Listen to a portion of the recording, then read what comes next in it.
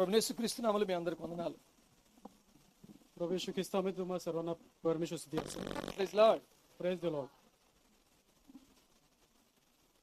మరి దినము ఒక ప్రత్యేకమైన దినం భారతదేశానికి. आणि आजचा दिवस भारत देशासाठी अत्यंत विशेष असा दिवस आहे.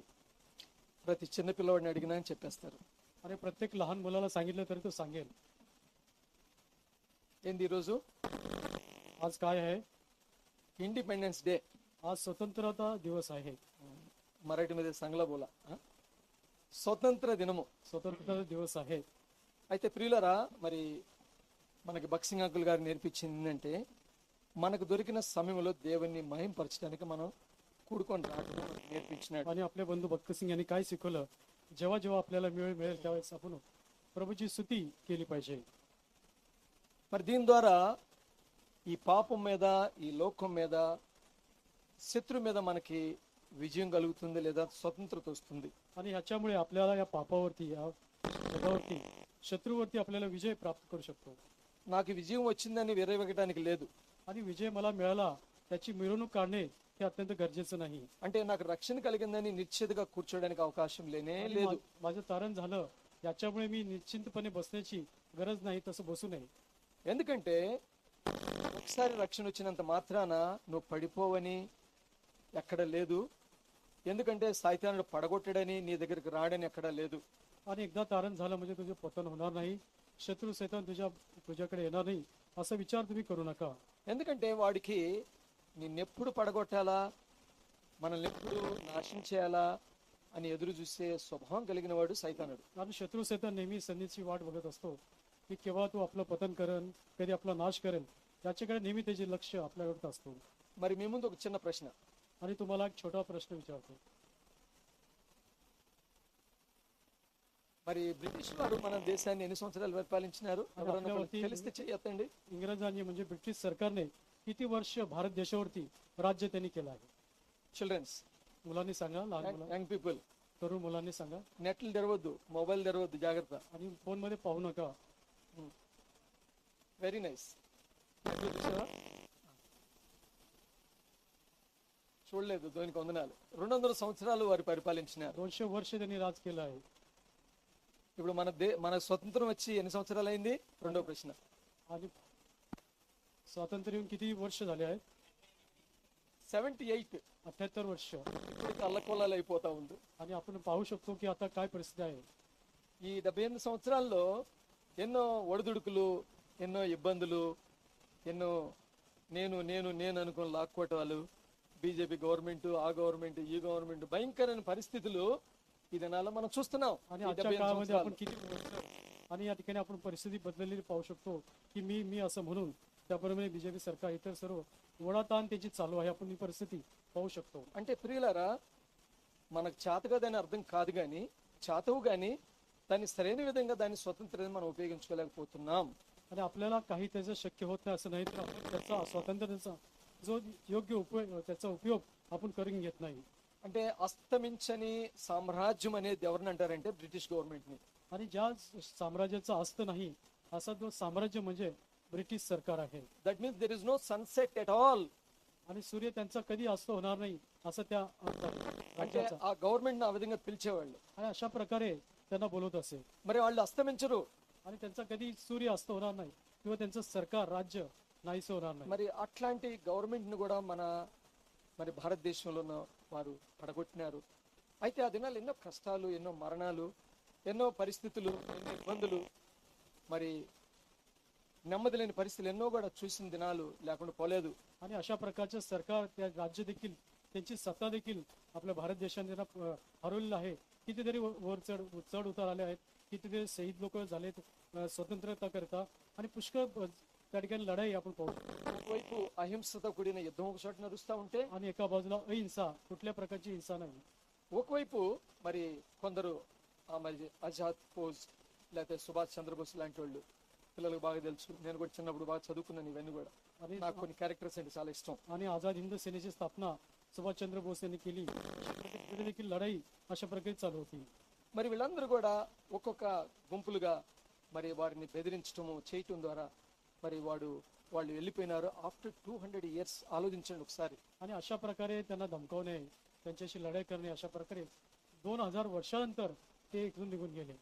ఎందుకు కూడా నార్మల్గా వెళ్ళిపోలేదు, డివైడ్ అండ్ రూల్ చేసి చిచ్చు పెట్టిపోయినారు. आणि त्याने अशा प्रकारे जाताना देखील त्यांनी या ठिकाणी आगीची चिंगी पेटून गेले. त्या ठिकाणी विभाजन म्हणजे तोडा आणि राज्य करा अशा प्रकारचं धोरण त्यांनी या ठिकाणी सोडून गेलं आहे. అదేంటంటే పాకిస్తాన్ ఇండియాని ఏం చేసినారు, డివైడ్ చేసిపోయినారు आणि చక్కగా. पाकिस्तान आणि भारत दोन वेगळे देश त्यांनी केले आहे. అనుకోండి, आणि तुम्ही भांडणं करा, ఇప్పటికీ అనుకుంటూనే ఉన్నారు. आणि आता देखील भांडणं करत आहेत. ప్రియులారా, నేను ఎందుకు చెబుతున్నానంటే కొంత చరిత్ర మన ఆత్మీయ జీవితాన్ని కూడా వర్తిస్తాయి, జాగ్రత్త. आणि इतिहास आपल्या आत्मिक जीवनामध्ये, त्या इतिहासामुळे आपल्या आत्मिक जीवनाची वाढ होऊ शकते.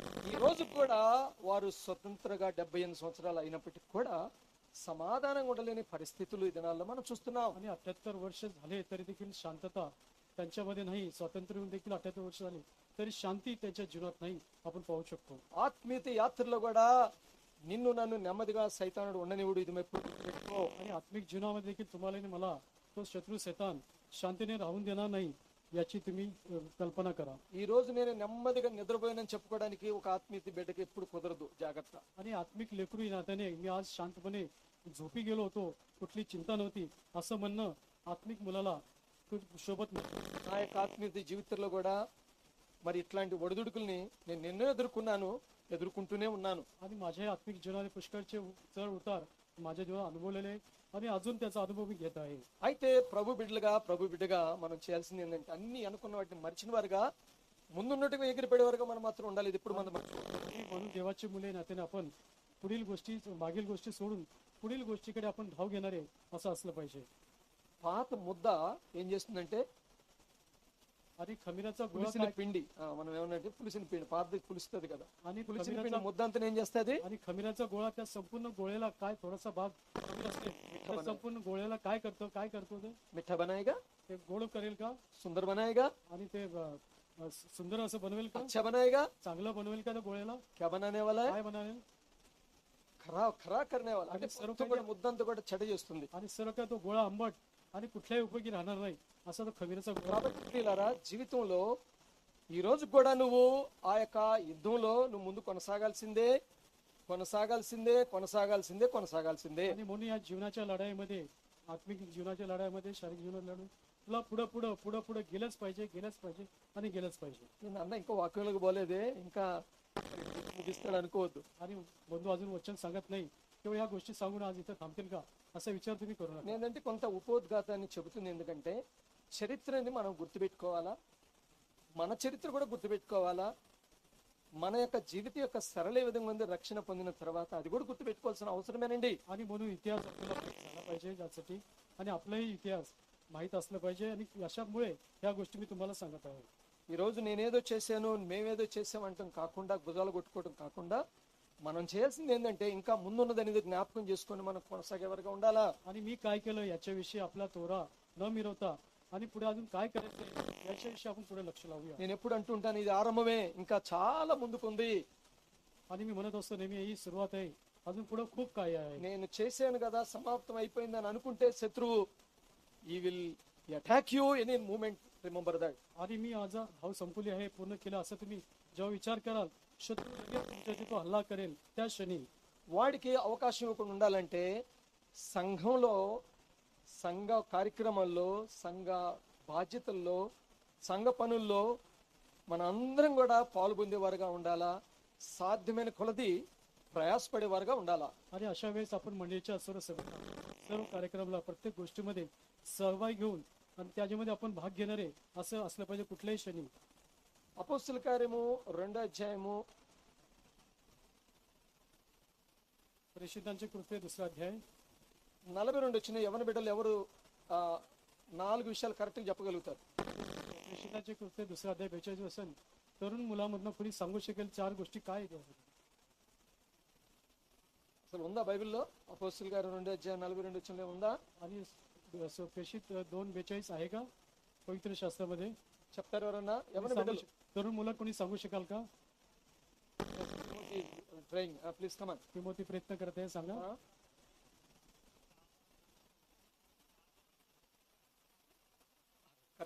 प्रेषिताच्या Sequence सहभागामध्ये त्यांच्या शिक्षणामध्ये भाकरी मोडण्यास तत्पर, प्रार्थना करण्यास तत्पर. యవన బిడ్డల్లో ఫస్ట్ లైన్, तरुण मुलींनी సెకండ్ లైన్ ఎదురు చూస్తున్నారు నాకు తెలుసు. ఫస్ట్ दुसऱ्या లైన్ ओळीमध्ये पहिल्या ओळीमध्ये వండర్ఫుల్. సో దీని కొరకే అప్పుడు శత్రువు నీ మీద నా మీద అటాక్ చేయడు. आणि अशा जेव्हा आपण करू तेव्हा शत्रू सैतान आपल्यावरती हल्ला तो करणार नाही. సేవకులు కానీ పెద్దలు కానీ ఏం చెప్తారంటే, అయ్యా సంఘ మీటింగ్లకి సంఘ పరిచర్యకు పాలు పొందంటే దానిలో మనం ఎంతో నిర్లక్ష్యంగా ఉంటాం. आणि वडीलधारी लोक आणि सेवक देखील सांगत असतात की मंडळीच्या सर्व सभामध्ये प्राथमिक सभा असो कुठली सभा असो त्यामध्ये सामील व्हा असं सांगत असतात. మరి ఈ సమయంలో కొంత వాక్యంలోకి మనం ప్రవేశిస్తాం. आणि यावेळेस आपण మరి काही కొంత गोष्टी ధ్యానంగా వినటానికి ప్రయత్నం చేయండి. आणि वचन आपण प्रवेश करू काय तुम्ही काळजीपूर्वक ऐका. మీ మనసులో ఏదున్నప్పటికీ కూడా తీసి పక్కన పడేయండి కాసేపటికి. आणि तुमच्या मनातली कुठलाही विचार असेल त्याला काढून बाजूला ठेवा. ఎందుకంటే ఇప్పుడు మనం దేవుని సన్నిధిలో ఉన్నాం. आणि परमेश्वराच्या सानिध्यामध्ये దేవుని సన్నిధిలో నిలబడింది మేం కాదు, దేవుని ద్వారా దేవుడు అనుగ్రహిస్తేనే మేము నిలబడ్డాం. ఇది आणि या గుర్తుపెట్టుకోండి. ठिकाणी आम्ही स्वतःहून या ठिकाणी उभे राहिले नाही तर परमेश्वराच्या अनुग्रहाद्वारे कृपेच्याद्वारे या ठिकाणी उभे राहू. ఇదేదో సుబ్బారావు అన్న నిలబడ్డాడు, ఆదం అన్న నిలబడ్డాడని మీరు మమ్మల్ని చూడొద్దు. आणि या ठिकाणी सुब्बाराव बंधू आदम बंधू असे थांबलेत असं आमच्याकडे तुम्ही पाहू नका. కేవలము ప్రభు మీద మనం దృష్టించి మనం దేవుని వాక్యాన్ని మనం విందాం. आणि प्रभूवरती आपली दृष्टी ठेवून परमेश्वरकडे आपण पाहूया మరి చాలా తొందరగానే ముగించుకోవడానికి మనం ప్రయత్నం చేద్దాం. आणि लवकर या ठिकाणी संपवण्याचा प्रयत्न करूया. రండి, మరి ఈ యొక్క మరి స్పెషల్ డే కొరకు ఒక ప్రత్యేకమైన వాక్యాన్ని మరి మన దైవదాసుడు బాబురావు అన్న మరి దీని మీద మనం ధ్యానించాలని ప్రార్థన చేస్తూ వచ్చాం. దాన్ని అన్నగారు ఈ యొక్క వచనాన్ని మనకి ఇచ్చినారు. దీని మీద మనం కొద్ది నిమిషాలు మనం ధ్యానించడానికి आणि ప్రయత్నం చేస్తాం. आजच्या विशेष दिवशी बंधू आपले सेवक बंधू बाबुरावांनी वचन दिलं आहे त्यावरती आपण आज अभ्यास करूया. ప్రార్థన చేసిన తర్వాత మరి ఈ దినానికి ఈ వచనం అయితే మరి మంచిది అన్న తలంపుతో మీరు పాటలు కూడా గమనించవచ్చు. కొన్ని పాటలు కూడా ఆ విధంగానే మరి మన మధ్యలో దేవుడు తీసుకొని వచ్చినాడు. आणि प्रार्थनेच्याद्वारे हे वचन आपल्यासाठी चांगलं आहे. आणि गीते देखील तुम्ही ऐकले असेल, गीतेमध्ये देखील आज विशेष गीते गायले आहेत. రండి, మరి 2వ సమూయేలు दुसरे समूएलचं पुस्तक చాప్టర్ 23 23 అధ్యాయము. दुसरे समूएलचं पुस्तक 23 अध्याय. దయచేసి కేవలం 10 వచనాన్ని అందరూ బిగ్గరగా చదువుదాం. दुसरे समूएल 23 अध्याय त्याचं 10 वचन आपण सर्व मोठ्याने आपापल्या भाषेत आपण वाचूया. అందరూ బైబిల్ తెరవండి. सर्वांनी कृपया पवित्र शास्त्र సండే స్కూల్ పిల్లలు కూడా బైబిల్ తెరవాల. आणि संडे स्कूलच्या मुलांनी देखील पवित्र शास्त्र उघडा. మరి ఈ సమయంలో ఈ వచనాన్ని అందరూ కలిసి బిగ్గరగా స్పష్టంగా అర్థం చేసుకొని చదువుదాం. आणि आपण सर्वांनी पवित्र शास्त्र उघडूया. आपल्या मोठ्या आवाजाने आपापल्या भाषेत आपण अर्थपूर्वक वाचूया. మరి చదువుతున్నప్పుడు ఎక్కడో పరధ్యానంలో ఉండొద్దు. आणि वाचताना इकडे तिकडे तुमचा विचार देऊ नका. రండి కలిసి చదువుదాం. या आपण सर्व मिळून वाचूया. చేయి तेव्हा తిప్పుకొని आपला हात కత్తిదాన్ని తప్పून అంటుకొని వరకు जाईल. तो एलाजार बलिष्ठास मार देत राहिला. त्या दिवशी परमेश्वर मोठा विजय घडून आणला.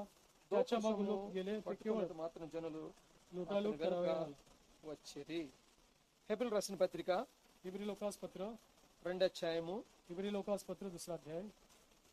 2వ అధ్యాయము हिब्री लोकास पत्र 2 अध्याय 3వ వచనాన్ని అందరం కలిసి చదువుదాం. त्याचं 3रं वचन आपण सर्व वाचूया. దయచేసి అందరం కూడా కలిసి చదువుతున్నప్పుడు అందరూ కూడా కలిసి చదవాలా. आणि कृपया आपण सर्वांनी मिळून वाचूया. బ్రేక్ఫాస్ట్ చేశారు కదా, नाश्ता केला तुम्ही కాబట్టి గట్టిగా చదవాలా. तर कृपया मोठ्याने वाचा. 3వ వచనాన్ని అందరం చదువుతాం. ఇంత గొప్ప तर आपण రక్షణను एवढ्या मोठ्या మనం ताणाकडे నిర్లక్ష్యం చేసిన कसं निभावं लागेल ఉందము. ते सांगण्याचा आरंभ प्रभूकडून झाला असून ते ऐकणाऱ्यांनी त्याविषयी आपल्याला प्रमाण पटविले. आइए हम प्रार्थना करें. प्रेमीय स्वर्गीय पिताजी, पवित्र परमेश्वर, ना बदलने वाले प्रभु जी, फिर एक बार आपका महान नाम के लिए धन्यवाद करते हैं प्रभु जी. गीतों द्वारा आपका महिमा पाया है. इस समय में प्रभु जी आपका वचन से मुझसे हमसे बातें करे. प्रभु जी आपका वचन दोधार तलवार ना थे प्रभु जी, बताने वाले को और सुनने वाले को प्रभु जी बहुत लाभदायक हो सके. प्रभु जी वचन आपका है, हम भी आपके प्रभु जी. केवल हम निष्प्रयोज दास है. मत्ती 17 अनुसार प्रभु जी हम केवल एक दास का रूप में प्रभु जी निष्प्रयोजन समझते हुए आपका सेवा करने वाला अनुभव हमको दीजिए. पिताजी हम ना दिखाई पड़े, प्रभु यीशु दिखाई पड़े. प्रभु यीशु के अंदर जो सामर्थ्य शक्ति है हमारे अंदर प्रकट करे. मैं तो बीमार हूँ और मेरे अंदर कोई ताकत नहीं है। मैं आपका प्रजा जो बैठा है प्रभु जी, उससे भी मैं बिल्कुल नालायक आदमी हूँ। इतना नहीं प्रभु जी, मैं वचन बताने के लिए किसी हालत में योग्य नहीं हूँ, लेकिन मेरा परमेश्वर योग्य है। उनका नाम में जब खड़ा हूँ, प्रभु जी आप अनुग्रह देकर मुझे हमको चलाइए। जितना प्रिय लोग लेकर आया, हर एक नाम में आपको स्तुति हो। आने वाले को भी समय में लेकर बच्चे स्कूल में गया है, प्रभु जी अलग अलग माध्यम से आ रहा होगा, उनको भी सुरक्षित लेकर आइए। फिर एक बार प्रभु जी स्वर्ग खोल कर हमसे जरूर बातें करें। आपका अनुग्रह चाहते हो भाई आदम को भी ट्रांसलेशन में आप बिल्कुल मदद करेगा, ये विश्वास है प्रभु जी। सारे बातों का आपका अनुग्रह चाहते हुए प्रार्थना अमर उद्धार करता प्रभु यीशु का नाम मांगता सुनो और ग्रहण करे, ఆమేన్. ఆమేన్। ఇక్కడ రెండవ భాగంలో మనం చదివిన ఇంత గొప్ప రక్షణ మనం నిర్లక్ష్యం చేసిన యెడల ఎలాగో తప్పించుకుందాము. आणि इब्री लोकास पत्रामध्ये तर आपण एवढ्या मोठ्या कारणाकडे दुर्लक्ष केल्यास आपला निभाव कसा लागेल. దేవుని చిత్తమైతే ఈ మాటని ఆఖరిలో మనం కొంత గమనిస్తాను చూస్తానికి ప్రయత్నం చేద్దాం. आणि परमेश्वर इच्छा झाली तर शेवटच्या क्षणी भागामध्ये आपण या ठिकाणी हा याच्यावरती आपण अभ्यास करूया. అయితే ఇక్కడ మనం రెండవ సమయాలు 23వ అధ్యాయము 10వ వచనం మనం చూసిన రీతిగా ఆ దినము యెహోవా ఇశ్రాయేలుకు గొప్ప రక్షణ కలుగజేశాను. या ठिकाणी दुसरे समेल 23 अध्याय 10व्या वचनामध्ये त्या दिवशी परमेश्वराने मोठा विजय घडवून आणला. గమనించండి, యెహోవా ఇజ్రాయెలుకు గొప్ప రక్షణ కలిగించినాడు. आणि या ठिकाणी इस्रायल लोकांना परमेश्वराने मोठा विजय त्यांना दिला आहे. या ठिकाणी लक्ष द्या. మరి ఇక్కడ ఈ యొక్క మాటలు మనం గమనించినప్పుడు ఈ యొక్క 22 అధ్యాయం 23 అధ్యాయంలో దావీదు మరి తాను విజయవంతుడిగా మరి తన జీవితంలో ఎన్నో పోరాటాలు ఎన్నో పరిస్థితులు గుండా మరి బయటకు వచ్చిన తర్వాత ఈ మాటలు రాస్తూ వచ్చినాడు. या ठिकाणी पहिले दुसरे समेल 22-23 अध्यायामध्ये दाविदाने पुष्कळ लढाई पुष्कळ झुंज दिल्यानंतर कितीतरी लढाई केल्यानंतर या ठिकाणी विजय प्राप्त केल्यानंतर हा सर्व वचन या ठिकाणी लिहिलेलं आहे. ఈ 22 అధ్యాయం 23 వచనంలో కనీసం 3 సార్లు మరి ఇజ్రాయెల్కు గొప్ప రక్షణ కలుగజేసాను, గొప్ప రక్షణ కలుగజేసాను. आणि 22 अध्याय त्याच्या 23 वचनामध्ये इस्रायल लोकांना मोठा विजय दिलेला आहे, विजय दिला आहे या ठिकाणी आपण पाहू शकतो. ఎవరన్నా త్వరగా చదవాలా, సమయం చాలా తక్కువ, త్వరగా చదవడానికి ప్రయత్నం చేయండి. आणि कृपया लवकरात वाचण्याचा प्रयत्न करा. 2 Samuel chapter 22 verse 51 త్వరగా. दुसरे साम्युएल 22 अध्याय 51 वचन.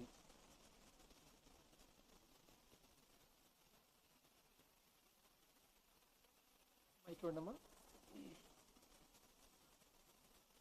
రెండో సందర్భంలో మనం చూస్తే 23 అధ్యాయము 12 వచనాన్ని కూడా చదువుతాం. 23 त्याचं 12 वचन पूर्ण वाचूया.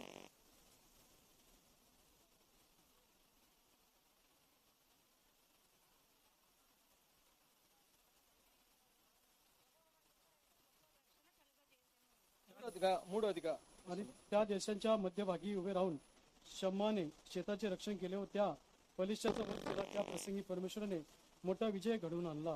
మూడోదిగా మనం ఏదైతే పాఠ్య భాగమో 23 అధ్యాయం 10 వచనాన్ని మనందరం కలిసి చదువుదాం. आणि तिसरा जो भाग आहे दुसरे समेल 23 ते 10 वचन आपण सहज मी वाचूया.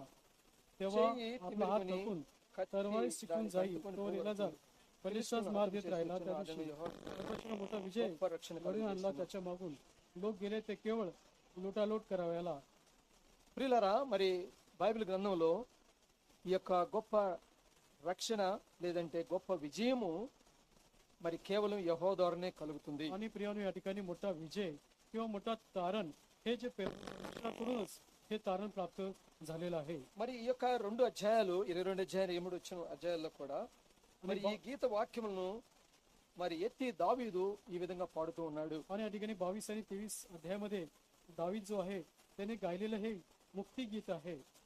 మరి 22 అధ్యాయం మొదటి వచనంలో ఒకసారి మనందరం కలిసి చదువుదాం. आणि दुसरे समेल 22 अध्याय त्याचं पहिलं वचन आपण सर्व वाचूया. యెహోవా తనను परमेश्वर సౌలు दावीदाला చేతుల त्याच्या నుండి सर्व తన शत्रूपासून శత్రువులందరి शोधण्याच्या చేతుల నుండి हातून తప్పించిన దినమును सोडले. గురించి त्या समय त्याने ఈ परमेश्वर हे వాక్యమును कवन ఎత్తి యెహోవాను गायले. స్తుతించెను.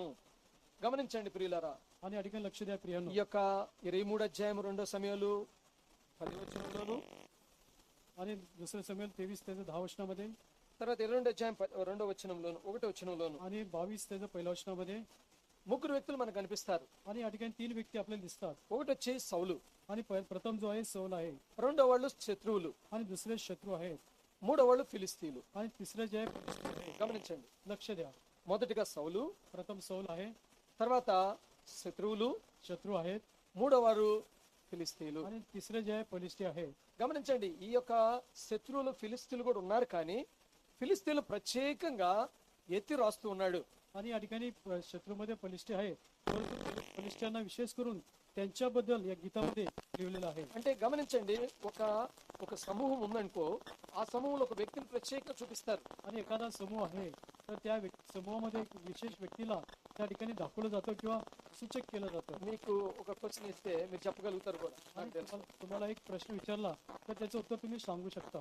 ఫిలిస్తీన్లో భయంకరుడైన బలాఢ్యుడైన సూర్యుడైన ఒక వ్యక్తి ఎవరు ఉన్నారు? आणि फलिस्त्यामध्ये सर्वात बलाढ्य कोण आहे? క్వశ్చన్ పూర్తి కాకముందే చెప్పేశారు आणि మీరు. प्रश्न पूर्ण होण्याच्या अगोदर उत्तर दिलं. అంటే ఎంత ఈజీగా మనం చెప్పవచ్చు ఒక వ్యక్తిని ప్రత్యేకంగా. आणि किती सहजपणे तो व्यक्ती कसा होता त्याचं उत्तर लगेच देऊ शकतो. ఎందుకంటే మనం ఆయన గురించి బాహాటంగా చదివాం, విన్నాం, మరి ఎన్నో ఆత్మ పాఠాలు నేర్చుకున్నాం. आणि त्याच्याद्वारे आपण पुष्कळ धडे शिकलो आहोत, त्याच्यामुळे आत्मिक धडे देखील शिकलो आहोत. అంటే గమనించండి ప్రియులరా, మరి గొలియాతు అనగానే మనకు అర్థమయ్యేది ఎవరంటే ఫిలిస్తీన్లు. आणि गल्ल्यात म्हटलं की लगेच आपल्याला फलिस्ती लोक आठवण येतात. మరి ఈరోజు మరి ఏ విధంగా మూడు సందర్భాలైన మనుషుల్లో నుండి ఈరోజు ప్రత్యేకంగా సౌలు గురించి చెప్పుకోవాలంటే చాలా విషయాలు ఉన్నాయి. శత్రువులు ఎవరో ఉన్నారో వారి విషయాలు నేర్చుకోవడానికి చాలా విషయాలు ఉన్నాయి. అయితే మనం ఆ విషయాలన్నీ చూడం కానీ ఈరోజు కొంత ఫిలిస్తీన్ల గురించి లోతుగా చూస్తాం. आणि या ठिकाणी आपण सौलाबद्दल पाहिलं तर पुष्कळ गोष्टी आहेत, फलिस्त्यांबद्दल पुष्कळ आहेत. त्या ठिकाणी आपण बघूया फलिस्ती कोण आहेत याविषयी थोडक्यात आपण या ठिकाणी पाहू. అయితే ప్రియులరా, మన దేవుడు వీరి మీద కూడా మనకు విజయం ఇచ్చినాడు, గొప్ప రక్షణ ఇచ్చినాడు, ఇది గుర్తుపెట్టుకుందాం. आणि या लोकांवरती देखील आपल्याला विजय प्राप्त करून परमेश्वर दिला आहे, मोठा विजय त्यांनी दिला आहे. మరి ఈ రక్షణ కేవలము మన శక్తి, మన బలము, మన జ్ఞానము, మన బుద్ధి ద్వారా కలగదు. आणि केवळ कारण आपल्या ज्ञानावरती, आपल्या शक्तीवरती, आपल्या बलावरती त्याच्याद्वारे आपल्याला प्राप्त होणार नाही. ఎప్పుడు కూడా నేను నేను అన్నది కాకుండా మనం అనే ఒక సందర్భంలోకి వస్తే అది నిజమైన విజయము. आणि केवळ मी असं म्हणून विजय प्राप्त होणार नाही, तर आपण असं म्हटल्यामुळे तो खरा विजय आहे. ఎప్పుడు కూడా మరి అట్లాంటి మాటల్లో మనం ఆత్మీయంగా ఎదుగుతుంటే దానిలో గొప్ప విజయాన్ని మనం చూడగలుగుతాం. आणि जेव्हा अशा प्रकारे आपण म्हणत जाऊन जेव्हा आपण पुढे जाऊ तेव्हा आत्मिक विजय आपल्याला मिळणार आहे. మరి ఇక్కడ దేవుడు ఈ కలిగించిన గొప్ప రక్షణ గురించి, అది కూడా ఫిలిస్తీన్ల మీద గురించి రక్షణ గురించి కొన్ని విషయాలు మనం ధ్యానిస్తాం. आणि या ठिकाणी मोठा विजय ज्या फलिस्त्यावरती विजय दिला आहे आपण या ठिकाणी थोडक्यात पाहूया. గమనించండి, ఆ దినంలో ఈ యొక్క ఫిలిస్తీన్లు మరి వారు ఎక్కువగా విస్తరిస్తూ వచ్చినారు. आणि त्या काळामध्ये फलिस्त्यांचा अत्यंत विस्तार, त्यांची वाढ होत गेली आहे. మరి ఇప్పుడు ప్రస్తుతం ఆ ఫిలిస్తీన్ని ఎవరైనా మనం ఈ దినాలు చెప్పగలుగుతామంటే, आणि फलिस्ती आजच्या काळामध्ये त्यांना काय म्हणतात आपण पाहू. ఇజ్రాయెల్ పక్కనే ఉన్న దేశము పాలస్తీన్ అని చెప్పగలుగుతాం. आणि इस्रायल लोकांच्या शेजारी असलेला तो देश फलिस्तीनी देश आहे. మరి వీరికి చరిత్ర కూడా ఉంది కొంత.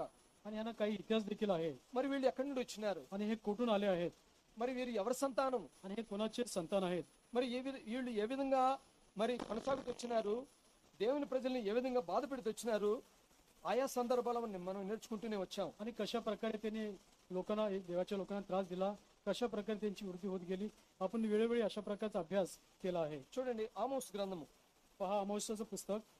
మీకు చాలా వచనాలు ఏం చూపించను కానీ అయితే కొన్ని ఒక్క వచనం మనం చూసుకుంటూ మనం పోతాం. आणि पुष्कळ वचने या ठिकाणी दाखवणार थोडे वचन या ठिकाणी पाहूया. ఆమోస్ గ్రంథం 9వ అధ్యాయము आमोस पुस्तक 9 अध्याय. 7వ వచనాన్ని దయచేసి చదవండి. आमोस पुस्तक 9 अध्याय त्याचं 7 वचन कृपया वाचा. కూషీయులను నా దృష్టికి సమానులు కారా? నేను ఐగుప్తు దేశములో నుండి ఇశ్రాయేలీలను, కప్తోరు దేశములో నుండి ఫిలిస్టీలను, కీరు దేశములో నుండి సిరియలను రప్పించుకుని. చాలమ్మా, ఇక్కడ మూడు రకాలైన జాతులు మనం చూస్తాం. आणि या ठिकाणी इस्रायल वंश हो, तुम्ही आपल्या कुशाच्या वंशासारखे नाही काय, असे परमेश्वर म्हणतो. मिस्र लोकास, मिस्र देशातून फलिस्टी लोकास, कप तोरातून आणि अरामी लोकास कीरातून आणले नाही का? ఇక్కడ మనం కేవలము కప్తోరు దేశంలో నుండి వచ్చిన ఫిలిస్తీన్ల గురించి మనం చూస్తున్నాం. आणि या ठिकाणी कप्तोरातून आलेल्या फलिस्त्याबद्दल आपण अभ्यास करूया. ఇంకా దీన్ని జెర్మియాలోను డిట్రాయిలో కూడా వీరి విషయాలు మనం చూడవచ్చు. आणि या ठिकाणी अनुवाद पुस्तकामध्ये, इर्मिया पुस्तकामध्ये देखील या गोष्टी पाहू शकतो. మరి వీరు మరి ఆ యొక్క ఉన్నవారిలో చాలా యోధులు, అంటే బలాఢ్యులు, గొప్ప యోధులుగా ఉంటున్నారు. ఇజ్రాయెల్ని ఎదిరించిన వారిలో ప్రపదములుగా ఉంటూ ఉన్నారు. आणि या ठिकाणी मोठे बलाढ्य असे ते वीर आहेत, शूर आहेत. इस्रायल लोकांना बरोबर त्यांनी देखील लढाई केली या ठिकाणी पाहू शकतो. ఆరంభం నుండి కూడా వీరు మరి బలాఢ్యులుగానే ఉన్నారు, మరి గొప్ప యోధులుగా కూడా వచ్చినారు. आणि सुरुवातीपासून मोठे बलाढ्य आणि युद्धवीर देखील सुरुवातीपासून होते. ఇంకా మనం ముందుకెళ్తే వీరు యాక్చువల్ గా ఎవరి సంతానం నుండి వచ్చినారో ఆ విషయాన్ని కొంత మనం చూస్తాం. आणि या ठिकाणी वास्तविकपणे कुणाचे संतान आहे हे देखील आपण पाहू शकतो. మరి మనం ఒకసారి మనం గమనిస్తే మరి వీరు హాము సంతానం నుండి వచ్చినారని జ్ఞాపకం చేసుకోవాలి. आणि हा यांच्या संतानातून आलेला आपण पाहू शकतो. మరి ఇక్కడ వీరు ఈ హాము ఎవరు? आणि हाम कोण आहे सांगा. ఈ హాము ఎవరు? నోవ యొక్క తెలుసులే, నోవకి ఎంతమంది కొడుకులు? आणि नोहाचे पुत्र किती मुलं होते नोहाला? ముగ్గురు కదా. ముగ్గురులో పెద్దోడి పేరేంటి? मोठ्याचं नाव काय आहे? షేము. शेम. షేమ్ కాదులే, షేము. शेम. రెండోవాడు हाम. మూడోవాడు ఈ హాము సంతానమే आणि हामचे ही संतान आहे ఈ ఫిలిస్తీయులు. आणि हे फलिस्टी आहेत. ప్రియులారా, దేవుని బిడ్డలే, దేవుని వారే, మరి నీతిమంతుడైన నోవా సంతానం నుండి వచ్చినవాడే ఈ ఫిలిస్తీయుడు. आणि देवाची मुले, देवाच्या मधून जो नीतिमान असा नोहा होता त्याच्या मुले आहेत, त्याचे संतान आहे. అంటే దీన్ని ఇంకొక ఆత్మీయంగా అర్థం తీసుకుంటే మరి బయట వాళ్ళు ఎవరు కాదు, ఇంట్లో ఉన్న వాళ్ళే. आणि आत्मिक अर्थ घेतला तर कोणी बाहेरचा व्यक्ती नाही, घरातील व्यक्ती आहे. బయట ఎవరికి మన విరోధులు లేరు, आणि बाहेर कोणी आपला शत्रू नाही, మనలోనే మనకు శత్రువులు ఉన్నారు. आणि आपल्यामध्ये तो शत्रू आहे. కాబట్టి ప్రభువుల ఆ శత్రుత్వం నుండి తొలగించుకోవటమే ఆత్మ యొక్క ఎదుగుదల. आणि त्या शत्रूपासून आपण बचावणे ही आत्मिक आपली मोठी उन्नती आहे. అందుకే ఒక పాట ఉంది కదా, म्हणून एक गीत आहे, అనుక్షణం ఏం పాటది?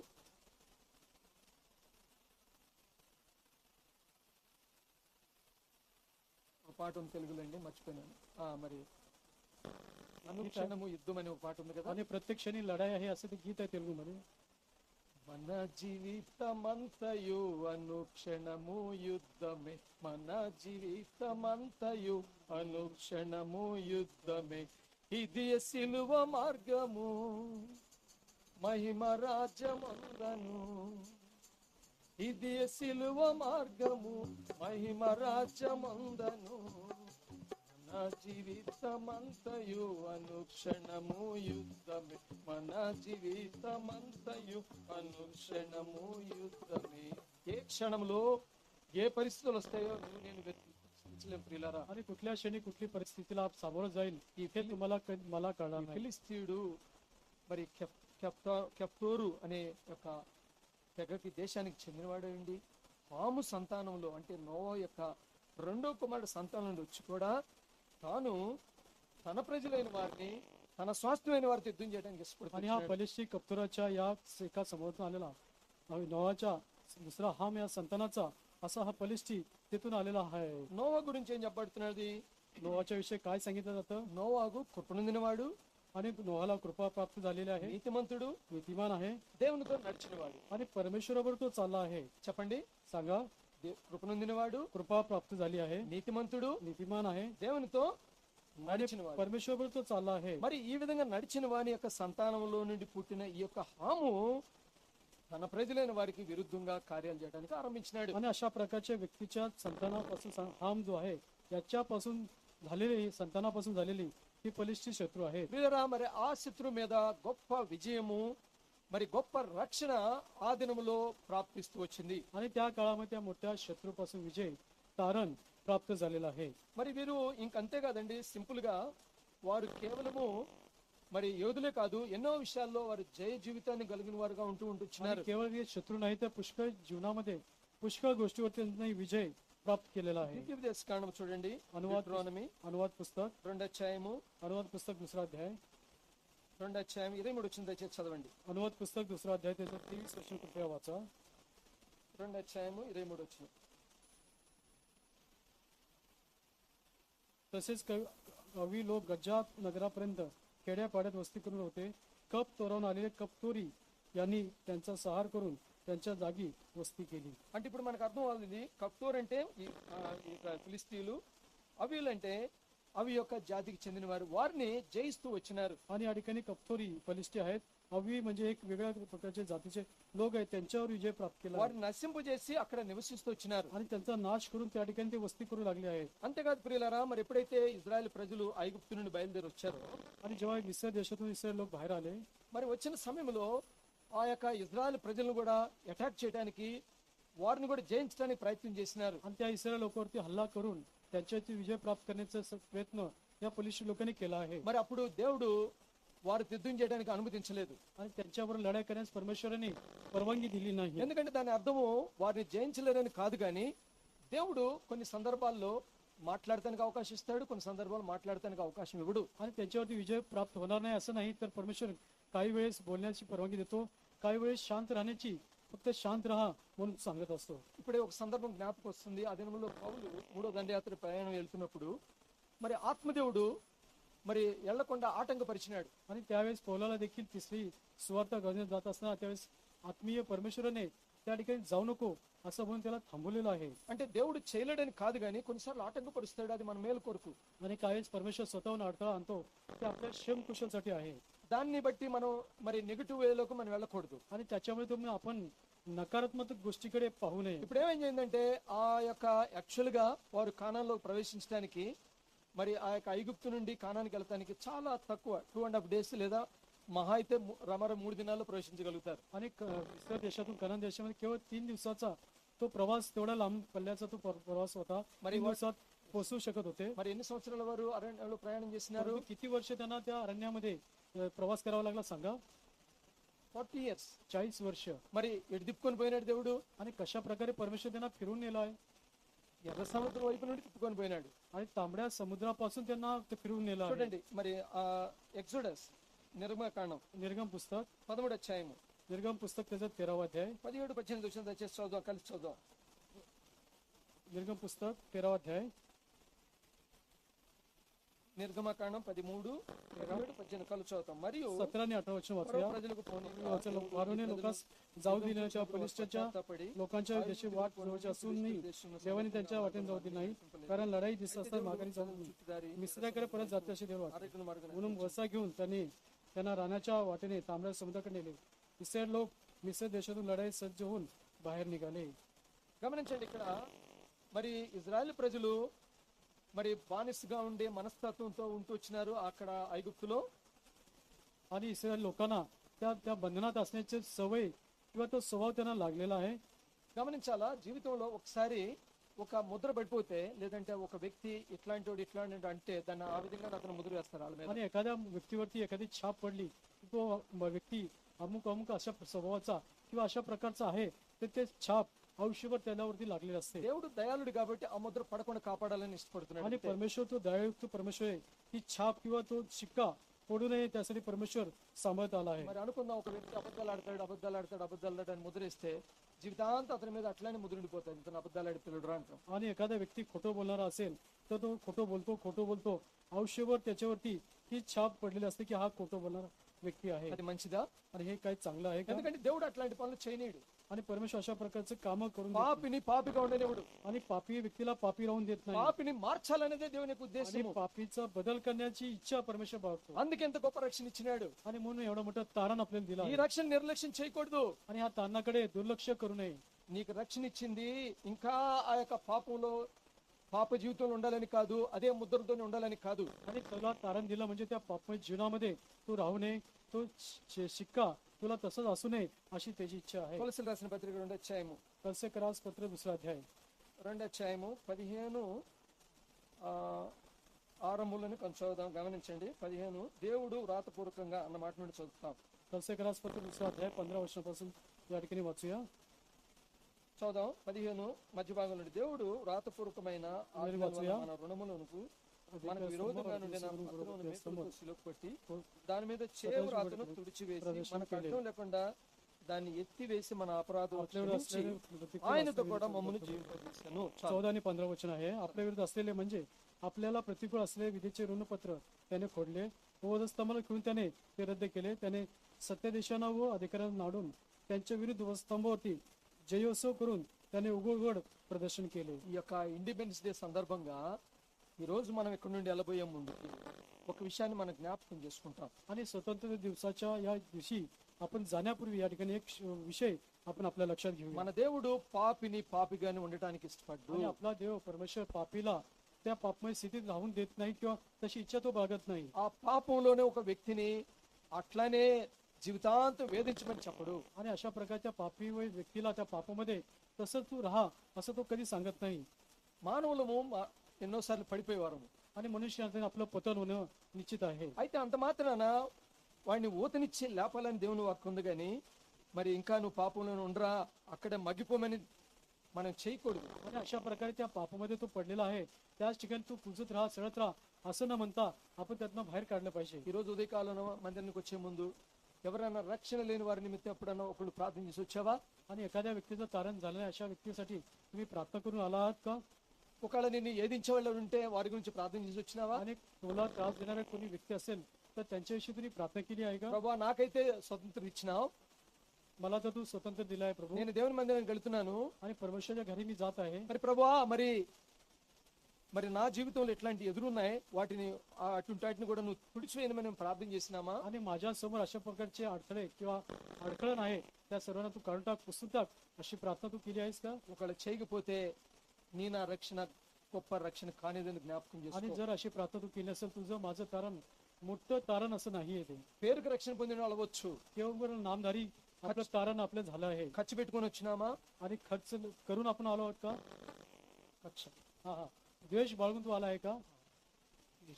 మొదలు అంటే అట్లా అది రక్షణకు సాదృశ్యం కాదు. आणि देश बाळगणे हे तारणाचं त्याचं प्रतीक ते नाही. యేసు ప్రభు అట ఆయన మన పాపములంట తన తుడిచివేసినాడంట. ఒక పలక మీద స్లేట్ లో మరి బిడ్డలు దర్శత తుడుస్తాడు అట్లా తుడిచివేసినాడు. आणि प्रभू श्री ख्रिस्ताने एखाद्या पाठीवरती जसं लहान मुलं त्या पाठीवरती लिहितात त्या पाठी पेन्सिलोने त्या प्रकारे त्याने पुसून टाकलं त्या पाठीवरचं. ఎట్లండి? कसं ఎట్లా? अशा प्रकारे ఆ కలువరి శిలువ మీద తన రక్తాన్ని చిందించి ఆఖరి కార్చి నా పాపంలో నీ పాపంలో తుడిచివేసినాడు. आणि त्या कलोच्या स्तंभावरती शेवटच्या थेंबापर्यंत रक्त सांडून तुझं आणि माझं पाप त्या ठिकाणी धुतलं आहे, पुसलं आहे. ఎవరు చేస్తారండి? आणि असं कोण करू शकतं? ఇంత గొప్ప రక్షణ ఇచ్చిన దేవునికి మనం ఎంతగా నిర్లక్ష్యంగా ఉంటున్నా ఒకసారి జ్ఞాపకం आणि చేసుకోవచ్చు. अशा मोठं तारण दिलेल्या देवाकडे परमेश्वरकडे आपण दुर्लक्ष करतो का याविषयी लक्ष द्या. ఈ యొక్క గొప్ప రక్షణకి నువ్వు ఎంతవరకు దాన్ని నువ్వు నేను కొనసాగిస్తున్నావు మనం తెలుసుకోవచ్చు. आणि एवढं मोठं तारण आपण पुढे पुढे कशा प्रकारे नेत आहे आणि तुम्ही आणि मी पाहू शकतो. కాబట్టి ఆ చేవుర ఆయన ఆ కలువరి శిలువ మీద మన పాపాలన్నీ కూడా తుడిచివేసినాడు. తూర్పుకి పడమటికి ఎంత దూరం ఉంటుందో అంత దూరం పడవేసినాడు అని దేవుని వాక్యంలో ఉంది. आणि तुमची आणि माझी पाप त्या कलोच्या समोर पुसून टाकले आहे आणि पश्चिमेपासून पूर्व किती लांब आहे तेवढ्या अंतरावरती ते टाकून दिलं आहे. కొందరు మళ్ళీ వెళ్ళి ఆ సముద్రంలోకి వెళ్ళి ఆ పాపాలను తెచ్చుకుంటారు మూట. आणि काही वेळेस पुन्हा त्या गल्लीमध्ये किंवा त्या आळीमध्ये जाऊन त्या पुण्य पाप ते घेतात, उचलून घेतात. ఏది వదిలిపెట్టినామో అదే తెచ్చుకుంటాం. आणि जे काही सोडलं आहे टाकलं आहे ते पुन्हा उचलतात. ఏది వద్దో అదే మనకు కావాలా. आणि जे नको तेच आपण घेत असतो. ఏది మాట్లాడకూడదు అదే మనం మాట్లాడాలా. आणि जे बोलू नये ते बोलत असतो.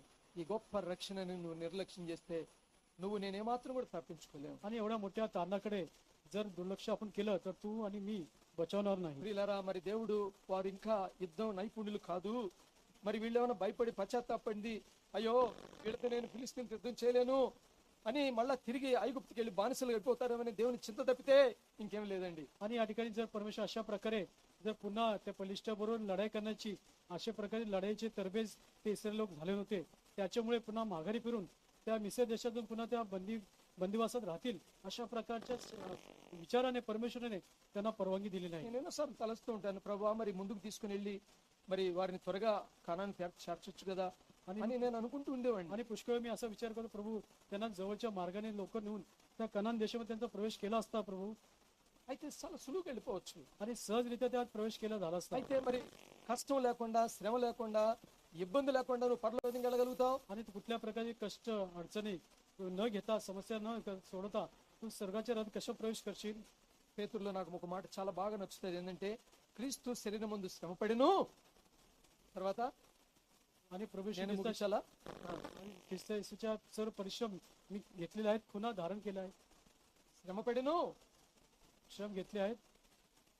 చెప్పండి అమ్మా, सांगा पुढं काय म्हणत आहे ఎక్కడ ఉందో తెలిస్తే కదా అంటారా? आणि कुठे आहे ते वचन सांगा. రండి, या आपण पाहूया మొదటి పేతురు पेत्राचे पहिले पत्र 4వ అధ్యాయము पेत्राचे पहिले पत्र 4था अध्याय మొదటి వచనం 4था अध्याय पहिलं वचन అందరం కలిసి చదువుదాం 4था अध्याय पहिलं वचन आपण దయచేసి అందరూ కలిసి చదువుదాం బిగ్గరగా చదవండి आणि आपण मोठ्याने वाचूया మొదటి అధ్యాయము మొదటి పేతురు క్షమించండి మొదటి పేతురు 4వ అధ్యాయం 1వ వచనం पेत्राचे पहिले पत्र 4 ते 10 पहिलं वचन క్రీస్తు म्हणून ख्रिस्ताने శరీరమందు देहाने శ్రమ दुःख పడిన सोसत కనుక మీరును तुम्ही అట్టి तेच మనసును मनोक्ती ఆయుధంగా शास्त्रण करा చేసుకొనుడి. कारण కాబట్టి క్రీస్తు శరీరం మందు శ్రమ పడను आणि ख्रिस्ताने देहाने दुःख सोसले आहे 40 సంవత్సరాలు వాళ్ళని నలగొట్టాలి आणि 40 वर्ष त्यांना टेचलं आहे 40 ఫస్ట్ అంటే 40 అనుభవం చాలా గొప్పది आणि 40 हा अनुभव फार मोठा आहे ఈ 40 సంవత్సరాల యొక్క అరణ్య జీవితంలో ఎన్నో పాఠాలు నేర్చుకుంటూ వచ్చినారు आणि 40 वर्ष त्या अरण्याच्या प्रवासामध्ये पुष्कळ धडे त्यांनी शिकले आहेत 2.5 దినాల ప్రయాణాన్ని 40 సంవత్సరాలు దేవుడు చేసినాడు ఎందుకంటే వారిని నలగొట్టి రానున్న ఆ రాజ్యం కొరకు సిద్ధపరచాలన్న ఆశ తాపత్రయం తప్పితే ఇంకే లేదు आणि 2.5 दिवसाच्या प्रवासामध्ये 40 वर्ष प्रवास त्यांना करावा लागला जेणेकरून ते टेचले जावे त्याच्याप्रमाणे येणाऱ्या स्वर्गीय राज्यामध्ये त्यांचा प्रवेश व्हावा त्याच्यासाठी त्यांना अशा प्रकारची प्रवास घडवला आहे కాబట్టి జీవితంలో మన జీవితంలో వచ్చే ప్రతి శ్రమ ప్రతి కష్టము ప్రతి ఇబ్బంది మనకు పాఠాలు నేర్పుతుంది आणि आपल्या जीवनात आलेले प्रत्येक दुःख संकट प्रत्येक वेळेस ते आपल्याला धडा शिकवत असतात మరి ఈ పాఠాలు మన ఆత్మీయ జీవితానికి ఎంతగానో మేలుగా ఉంటాయి आणि आत्मिक जीवनामध्ये ह्या धड्यामुळे पुष्कळ क्षेम कुशल आहेत ఇక అధ్యాయంలో కొందరు ఈ విధంగా అనుకుంటారు దేవుడు వారిని బాధ పెట్టాడని వాళ్ళు అనుకున్నారు ఆ దినాల్లో సందేహం లేదు చాలా మంది మరి చనుక్కున్నారు మరి ఎన్నోసార్లు మేము అడిగినాను కూడా వాళ్ళు కనీసం ఎన్నిసార్లు చనుక్కున్నారంట అరణ్యంలో आणि पुष्कळ वेळा त्या लोकांनी देखील कुरकुर केली आहेत तर किती वेळा त्यांनी कुरकुर केली त्या अरण्यामध्ये सांगू शकाल కనీసం कमीत कमी 10 సార్లు చనుక్కున్నారంట 10 वेळा त्यांनी कुरकुर केली आहे వాక్యం ఉందండి वचन आहे ఎందుకంటే వారు చనుక్కున్న విధానము భయంకరము कारण त्यांनी केलेली कुरकुर जे आहे त्या प्रसंग तो वेळ अत्यंत भयंकर आहे ఆహారం కొరకు సనుగు आणि त्या भोजनासाठी कुरकुर केली నీళ్ల కొరకు సనుగు पाण्यासाठी कुरकुर केली ఇంకా अजून सांगू शकाल ఇంకా రెండుకి తల్లాడిపోతే 10 మంది చెప్పమంటే ఎడ చెప్తారండి ఇప్పుడు आणि अशा प्रकारे दोघांना तुम्ही सांगितलं नाही तर पुढचं कसं सांगाल కూరగాయలు కీరగాయలు దోసకాయలు ఇవన్నీ తిండే కదండి आणि काकडी भाजी या सर्व गोष्टी भोजन आहे खाण्याचा पदार्थ आहे రకరకాల టేస్ట్లు కావాలా आणि वेगवेगळे चवदार पदार्थ వీటి पाहिजे కొరకు సణుగులు आणि याच्यासाठी कुरकुर केली आहे మరి అహరోను మీద సణుగులు आणि आरोनच्या विरुद्ध कुरकुर केली आहे మిరియాం మీద సణుగులు मिर्यामच्या विरुद्ध कुरकुर केली आहे మోషే మీద సణుగులు मोशे विरुद्ध देखील कुरकुर केली आहे శత్రువులు వస్తుంటే వాళ్ళ మీద సణుగులు आणि शत्रू येत असताना त्याच्यावरती देखील कुरकुर केली आहे నీ దేవుడు నీతో ఉన్నప్పుడు ఈ సణుగులు ఎందుకండి आणि परमेश्वर तुझ्याबरोबर असताना कुरकुर का करतोस ప్రియులారా ఇవన్నీ కూడా ఐగుప్తు ప్రజలు వాటి నుండి బయటకు రావాలని చేస్తే ఆఖరికి ఆ తరం వారు అక్కడ రాలిపోవాల్సి వచ్చింది ఎందుకంటే దేవుడు పాపిని ప్రేమిస్తాడు కానీ పాపాన్ని ప్రేమించు आणि अशा प्रकारे त्या लोकांनी असं व्हावं परंतु सर्व लोक त्या ठिकाणी त्यांचा त्या अरण्यामध्ये नाश झालाय ती पिढी ती असलेली पिढी नाश झाली आहे కాబట్టి ఇంకా కొన్ని 2-3 సందర్భాలు చెప్పుకొని మనం ముగించుకుంటాం आणि या ठिकाणी 2-3 संदर्भ पाहून या ठिकाणी थांबूया మరి ఇక ఫిలిస్తీన్లు ఎంత బలమైన వారో వారిని జయించడానికి మరి ఎంతో కష్టపడాల్సి వచ్చింది ఆయా సమయంలో ఆయా పరిస్థితుల్లో మరి ఎంతగానో వారు ఇబ్బందులు పడాల్సిన పరిస్థితులు కూడా వచ్చినాయి आणि बलिष्ठावरती विजय प्राप्त कर पुष्कळ वेळा कष्ट दुःख वेळोवेळी त्या त्या प्रसंगी सोसावं लागलं మీకు ఒక విషయాన్ని జ్ఞాపకం చేస్తాను మరి సమయంలో టైంలో లేదంటే సమయంలో కాలంలో మరి అతడు ప్రవక్తగా ఒక న్యాయాధిపతి ఉన్న దినాల్లో వారు ఫిలిస్తీన్లు వచ్చి మందసాన్ని కొట్టుకొని పోతారు आणि एका वेळेस मला संदर्भ लक्षात येतो समेल संदेष्टा शास्ता असताना त्या परमेश्वरचा कोश त्यांनी उचलून नेला आहे आपण पाहू शकतो మరి మందసం అంటే ఎవరైనా చెప్తారా परमेश्वरचा कोश म्हटलं कोणी सांगू शकेल का చెప్పండి బ్రదర్ దేవుని ఓకే ఇంకా నా మీరు परमेश्वरचं सानिध्य అంటే మందసంలో ఉండే చెప్తున్నారు మీరు परमेश्वरच्या कोशामध्ये असलेलं కానీ మందసం అంటే అర్థం ఏంటంటే परमेश्वरचं कोश म्हटलं की काय अर्थ దేవుని యొక్క సన్నిధి परमेश्वरचं सानिध्य అంటే దేవుని యొక్క presence. आणि परमेश्वर त्या ठिकाणी उपस्थित आहे మరి ఆ యొక్క దేవుని సన్నిధిని కూడా వారు దొంగిలించుకొని పోయినారు आणि परमेश्वरचं सानिध्य देखील त्यांनी चोरून नेलं आहे అంటే ప్రియులారా అది సాధ్యమా आणि हे शक्य आहे का దేవుని సన్నిధిని ఎవరు కూడా తీసుకెళ్లేరు आणि परमेश्वरचं सानिध्य कोणी चोरून घेऊन जाऊ शकत नाही. దేవుని నుండి నిన్ను నన్ను ఎప్పుడు కూడా దూరపరచడైనా आणि परमेश्वरकडून तुम्हाला आणि मला कोणी लांब करू शकत नाही ఒకటే దూరపరిచేది आणि एकच लांब करू शकतं పాపము पापाच्या ఆ द्वारे పాప నుండి నువ్వు విముక్తుడు అయితే आणि आपल्यामध्ये दुरावा येईल दुरावा अंतर येईल ఆ పాప నుండి నువ్వు పశ్చాత్తాపం పొందితే पापापासून पश्चाताप केला तर నువ్వు తిరిగి ఆయన సన్నిధికి आणि రాగలుగుతావు. पुन्हा तू त्याच्याकडे समीप येऊ शकतो. మరి ఆ యొక్క మరి ఏలి టైంలో ఆయన మరి ఆ యొక్క యాజకుడిగా లేదా ఉన్నప్పుడు మరి ఆ టైంలో మందసము ఫిలిస్తీన్లు తీసుకొని పోయినారు. మనం आणि ఫిలిస్తీన్ల एली- గురించి చూస్తూ ఉన్నాం. आणि एली जेव्हा याचं होतं त्या काळामध्ये फिलिस्तीन लोकांनी तो परमेश्वरचा कोश नेलेला आहे. చూడండి మొదటి సమయాలు पहिल्या समेलचं पुस्तक 4 అధ్యాయము पहिल्या समेलचं पुस्तक 4 अध्याय 4 अध्याయం 11 వచ్చిన దయచేసి చదవండి. पहिल्या समेल 4 त्याचं 11 वचन कृपया ऐकून तरी वाचा.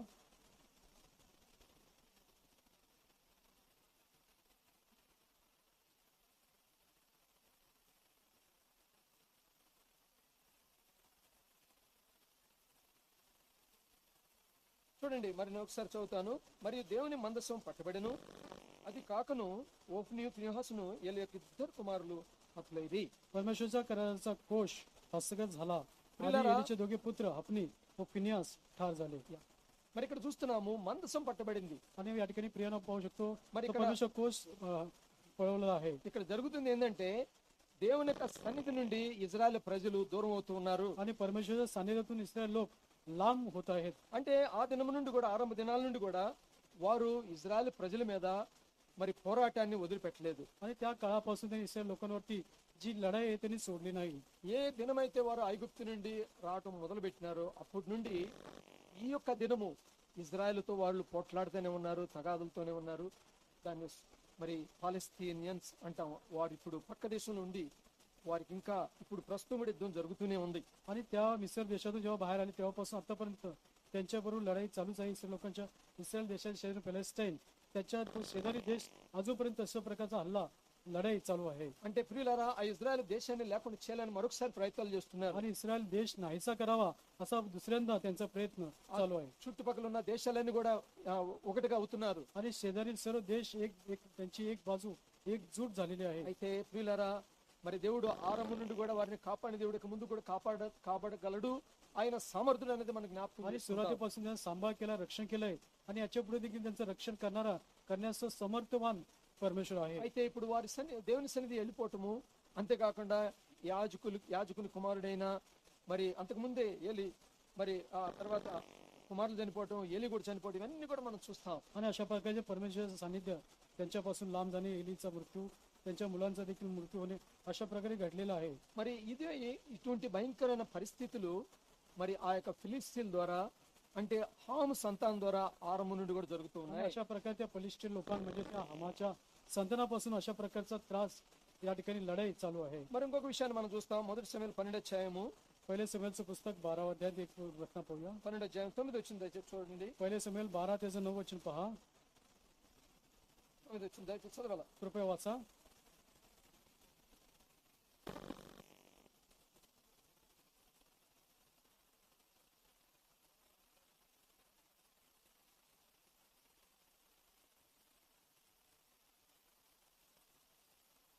చూడండి ఇక్కడ ఒక భయంకరమైన పరిస్థితి జరుగుతుంది. आणि या ठिकाणी पहा, पण त्याचा देव परमेश्वर याने त्यास विस्मरण झाले तेव्हा त्याने असलचा राजा अझलचा सेनापती सिसरा, फलिस्तीन लोक आणि मोवाचा राजा याच्या स्वाधीन त्यास केले व मग ते त्याशी लढले. మరి వీళ్ళందరూ కూడా కలిసి ఇజ్రాయెల్ మీద యుద్ధం చేసి వారు జయించిన వారుగా ఉంటున్నారు. आणि हे सर्व इस्रायल लोकांनी मिळून लढाई केली आणि त्याच्यावरती विजय प्राप्त केलेला आहे. అంటే ప్రియులారా మందసాన్ని పట్టుకోవడమే కాదు, आणि त्या ठिकाणी परमेश्वरचा कोश हस्तगत केला आहे ఇజ్రాయెల్తో యుద్ధం చేయడమే కాదు, आणि इस्रायल लोकांशी लढाई केल्या आहेत. వారికి ఎంతో భయభీతులుగా చేస్తూ వచ్చినారు. आणि त्यांना कितीतरी त्यांनी भीती किंवा त्यांना घाबर असं केलेलं आहे. మరి ఆ సందర్భం గొలియాతు టైంలో వారు ఏ విధంగా భయభీతులైనారో ఒక వచనాన్ని మనం చూస్తాం. आणि गलिताच्या वेळेस कशा प्रकारे ते घाबरले हे देखील वचन आपण पाहूया. మొదటి సమయాలు पहिलं समेलचं पुस्तक 17 అధ్యాయం 17वा अध्याय. మొదటి సమయాలు पहिले समेल 17 అధ్యాయం 17वा अध्याय. దయచేసి 11 వచ్చిన చూడండి. कृपया 11 वचन पहा.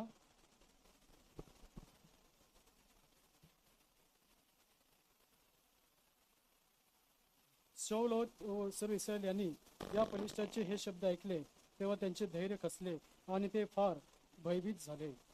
కాబట్టి ఇక్కడ జరుగుతుంది ఏంటంటే ప్రియులారా, వాడు మరి గొలియాతు చేస్తున్న అల్లరికి కేకలకి ఈ యొక్క వాడికున్న ఆ యొక్క గర్వాన్ని బట్టి, అహంకారాన్ని బట్టి, మరి తనకున్న శక్తి సామర్థ్యాలను బట్టి వాడు కేకలేస్తుంటే అందరూ కూడా భయపడ్డారు. आणि गल्ल्यात जो धिप्पाड व्यक्ती होता तो बलाढ्य शूरवीर असा होता आणि आरडाओरडा करत होता. त्याच्यामुळे हे इस्रायल लोक अत्यंत भयभीत झालेला आहे. ఆ యొక్క గొలియాతు గురించి ఒక మాట చెప్పబడింది 17:5 అతడు శూరుడు అని రాయబడి ఉంది. गल्यात कसा प्रकारचा आहे 17:5 मध्ये त्याच्याविषयी वचन आहे. 4వ వచనం దయచేసి చూడండి. 4th वचन. గాదువా వాడైన గొలియాతు అను ఒక శూరుడొకడు ఫిలిస్తీన్ల దండుల నుండి బయలుదేరి వచ్చుచుండెను. तेव्हा गत वेतला गल्यात नामक एक महावीर फलिस्त्याच्या छावणीतून बाहेर आला. त्याची उंची 6 हात 1 वीट होती. ఆ, అతని హైట్ చూస్తేనే భయము. आणि त्याची उंची पाहिली तरी भीती वाटते. మరి ఈ లోకంలో ప్రియులారా మనం దేనికి భయపడుతున్నాం? आणि या जगामध्ये आपण कशाला घाबरत आहोत? ఇక్కడ జరుగుతుంది ఏంటంటే అతని యొక్క ఆకారాన్ని చూసి తన యొక్క వస్త్రాన్ని చూసి భయపడిన పరిస్థితులు చూస్తున్నాం. आणि त्याचा जो दिफाट शरीर आहे शरीरयष्टी आहे त्याच्या प्रकारे त्याला पाहून या ठिकाणी घाबरत आहे. ఈ గొలియాతు ఆ విధంగా భయపెట్టినాడు. आणि अशा प्रकारे गलत्याने त्या लोकांना भयभीत केलं आहे. దేవుని సన్నిధిని పోగొడటానికి ప్రయత్నం आणि చేస్తున్నాడు. परमेश्वराच्या सानिध्यातून घाबरवण्याचा त्यांनी प्रयत्न केला आहे. మరి అదే సమయంలో విరోధులుగా ఉండటానికి యుద్ధాలు చేయడానికి వాళ్ళు సిద్ధపడుతున్నారు. आणि अशा प्रकारे विरोधी होऊन लढाई करण्यास तयार झाले आहेत. అంతేకాకుండా మనం భయపెడటానికి సిద్ధపడుతున్నారు. आणि एवढंच नाही आपल्याला भीती दाखवण्यास तयार आहे. ప్రియులారా శత్రువు మనకి రక్షణ ఇవ్వకూడదని आणि ఆ గొప్ప రక్షణ మనకు కలగకూడదని మన భయభీతులుగా చేస్తూ ఉంటాడు. आणि शत्रू देखील आपल्याला तर महान मोठं तारण प्राप्त होऊ नये यासाठी तो आपल्याला भीती किंवा आपल्याला भयभीत तो करत असतो. అయితే ప్రియులారా మనకి దేవుడు ఆ గొలియాతుని బట్టి మరి దావీదు ద్వారా ఒక చిన్న ఒడిసెలు వేసుకున్న మొదటి రాయి ద్వారానే అతనికి విజయాన్ని కలిగించి గొప్ప రక్షణ అనుగ్రహించినాడు. आणि या ठिकाणी पाहू शकतो त्या गल्याताला त्या छोट्याशा दाविदाद्वारे त्या गोपनीतल्या किंवा त्याच्या बटवातील लहान दगडे ते दगड घेऊन त्याने विजय प्राप्त केला आहे. చూడండి మొదటి సమయంలో 17:51 వచ్చిన అందరు కలిసి చూద్దాం. पहिले समेल 17 त्याचं 51 वचन आपण सर्व मी वाचूया. అందరు కలిసి చూద్దాం. వాడు బోర్ల పడగా దావీదు दाविदाला जाऊन त्या పరిగెత్తుకొని फलिस्त्याच्या ఫిలిష్తీయుల నిల్చుండి छातीवर వారి पाय दिला. కత్తి దూసి छातीची तलवार వారిని చంపి मनातून వారి काढून తలలో त्याला ठार करून रगवेశాను. त्याचे शिर ఫిలిష్తీయుల छेदले. आपला महावीर చూచి गत झाला हे पाहून పారిపోయేది. फलिस्तीनी पळून गेले. ఈ యొక్క సందర్భం చాలా తక్కువ. आणि हा संदर्भ फार कमी वेळ आहे. ఇక్కడ ఫిలిస్తీయులు పారిపోయినారు. आणि या ठिकाणी फलिस्ती पळून गेले आहेत. ప్రియులారా మనం ఏదైతే భయపడుతున్నామో आणि आपण कशासाठी घाबरतो कशामुळे ఏ విషయాల్లో మనం చింతపడుతున్నామో आणि कुठल्या गोष्टी चिंता आपण काळजी करत असतो. మరి అటువంటి వారిని మన నుండి పారిపోయేటట్టు చేస్తాడు. आणि अशा प्रकारच्या लोकांना आपल्याला तो घालून टाकेल किंवा ते पळून जातील. గొప్ప రక్షణ ఇస్తాడు. आणि मोठं तारण आपल्याला तो देव ఆ करेल. రక్షణ ఆ దినములో మరి ఫిలిస్తీన్తో ఇచ్చిన రక్షణ ఈ రోజు మనకు నీకు నాకు కూడా ఇవ్వటానికి ఆయన आणि సిద్ధంగా ఉన్నాడు. बलिष्ठापासून दिलेलं तारण तुम्हाला आज आणि मला आज तो तुम्हाला आणि मला तो देव करेल. ఈ రక్షణ సులువైనది కాదండి. आणि हे तारण आता सहजरित्या मिळणारं तारण नाही. మరి అది వారి ద్వారా వచ్చిన రక్షణ కాదు. आणि त्यांच्यामुळे ते तारण आलं नाही. వారి గొప్పతనం కాదు. त्यांचा मोठेपणा नाही.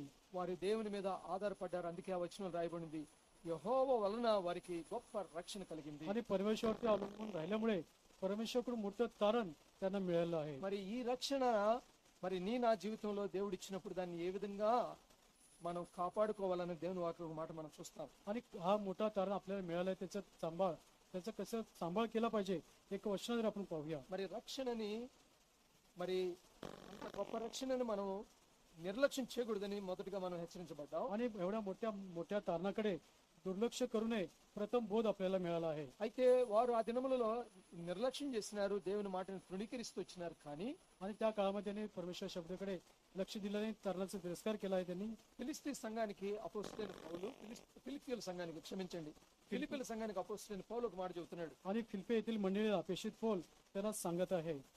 చూడండి ఫిలిప్పీయులు రాసిన పత్రిక फिलिपे केरास पत्र 2వ అధ్యాయము 2 अध्याय 12-13 వచనాలు కలిసి చదువుకుందాం. 12 आणि 13 वचन आपण वाचूया. కలిసి చదువుదాం. तर కాగా मी वाचूया. म्हणून నా आता ప్రియులారా, प्रियजनो तुम्ही మీరెల్లప్పుడూ విధేయులై सर्वदा ఉండి, आज्ञापालन ప్రకారం करीत राहिला. ఉన్నప్పుడు ते మాత్రమే तुम्ही కాక మరి ఎక్కువగా मी जवळ असा నేను केवळ మీ नव्हे तर లేని विशेष కాలమందు भయంతో करून आता म्हणजे मी जवळ असताना भीत कापत आपले कारण समजून घ्या. कारण इच्छा करणे कृती करणे ही तुमच्या ठाई आपल्या सत्संकल्पाने साधून घेऊन देणारा तो देव आहे. ఇక్కడ మనం చూస్తున్నాం భయముతోనూ వణుకుతోనూ మన సొంత రక్షణను మనం కొనసాగించాలా. आणि भीत व कापत आपले तारण साधून घेतलं पाहिजे. మరి ఇది కొనసాగించబడుతూ ఉండాలంటే ఇది కంటిన్యూస్ టెన్స్. आणि या ठिकाणी सतत घडणारी ही दैनिक क्रिया आहे. అంటే ఇది ఎప్పుడు ఆగకూడదు. आणि कधी थांबू नये. మరి రక్షణ పొంది నిర్లక్ష్యంగా ఉంటే దానికి నష్టం. आणि तारण झाल्यानंतर त्याच्याकडे दुर्लक्ष केल्यामुळे त्याच्यामुळे नुकसान आहे. ఇంకా నాకేం పర్వాలేదు అనుకున్నప్పుడే సైతానుడు మనలోకి వస్తాడు. आणि मला आता काय हरकत नाही असं म्हटलं तेव्हा सैतान आपल्याकडे येतो येईल. మరి ఇక్కడ మరి పౌలు ఫిలిప్పీ సంఘానికి రాస్తుంది ఏంటంటే మీ సొంత రక్షణని ఎట్లా కాపాడుకోవాలా आणि భయముతోనూ వణుకుతోనూ. आणि फिलिपेकराच्या मंडळीला देत आहे तुमचं तारण कशा प्रकारे साधून घ्या. भीत व कापत आपले तारण साधून घ्या. ఒక పాట ఉంది కదా, एक गीत आहे, महान था, अनंत था, पूरा उद्धार वो है, महान था, अनंत था, पूरा उद्धार वो है, नीचे रहोगे कैसे बचोगे, ले लो मसीह देता है,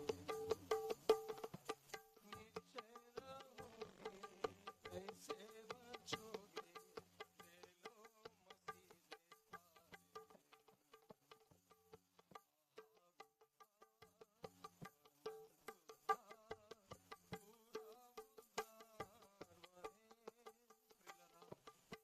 రక్షణ ఎంతో आणि म्हणून प्रियानो हे तारण किती मोठं महान तारण आहे. ఒకవేళ నువ్వు భయం వదిలిపెట్టావా, आणि तुम्ही भीती सोडली आहे का? మరి ఆయన వణుకుతో లేదా మరి ఆ యొక్క ట్రంబుల్ మైండ్తో నువ్వు ఉండలేకపోతున్నావు, आणि कापत कापत भीत भीत अशा प्रकारच्या मनाने तू जर नाही राहत नसेल तर, వాత వేయబడిన మనస్తత్వంలోకి వెళ్ళిపోతావు. आणि तुम्हाला त्या सद्विक बुद्धीने डाग दिल्यासारखं तुमची परिस्थिती आहे का? మరి వాత వేయబడిన మనస్తత్వం అంటే ఒకసారి మాట చెప్తాను, आणि सद्विक विवेक बुद्धीला तुम्ही जसं डाग दिलं असं म्हटलं तर त्यासाठी एक तुम्हाला सांगतो.